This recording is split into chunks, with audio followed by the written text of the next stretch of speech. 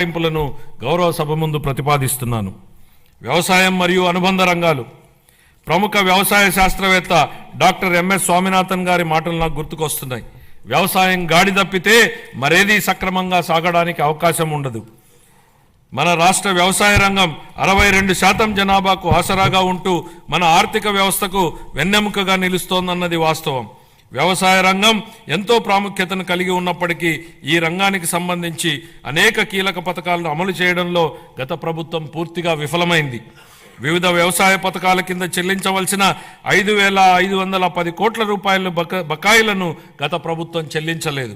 వీటిలో 693 కోట్ల రూపాయల బకాయిలను మా ప్రభుత్వం చెల్లించింది. రాష్ట్రీయ కృషి వికాస్ యోజన కింద చేపట్టే డ్రిప్ ఇరిగేషన్ పథకాన్ని గత కొన్ని సంవత్సరాలుగా అమలు చేయలేదు.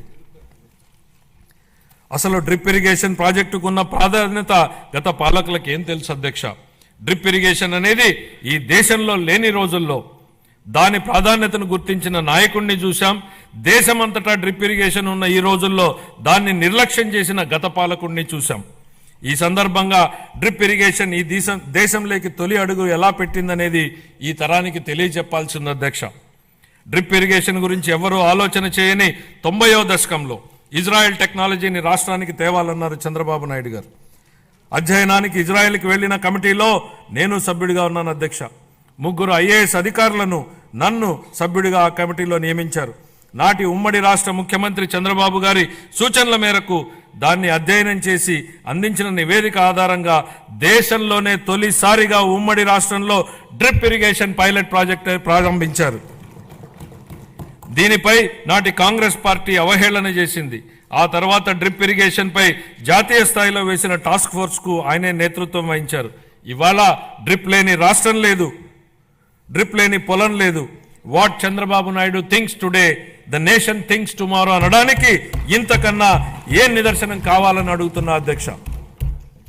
ఇలాంటి డ్రిప్ ఇరిగేషన్ను గత ప్రభుత్వం పూర్తిగా నిర్లక్ష్యం చేసింది.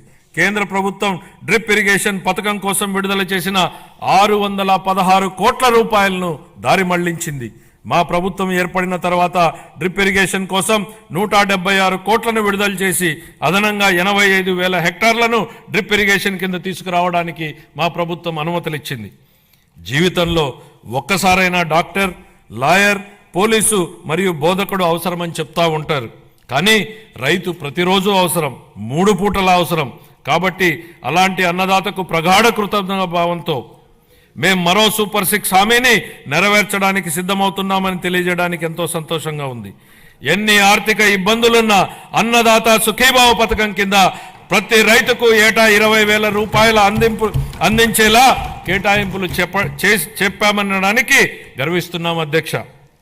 మా ప్రభుత్వం వ్యవసాయ రంగానికి ఊతమిచ్చేందుకు రాష్ట్ర వ్యాప్తంగా 21.87 లక్షల వ్యవసాయ పంపు సెట్లకు 9 గంటల ఉచిత విద్యుత్తుని సరఫరా చేస్తోంది.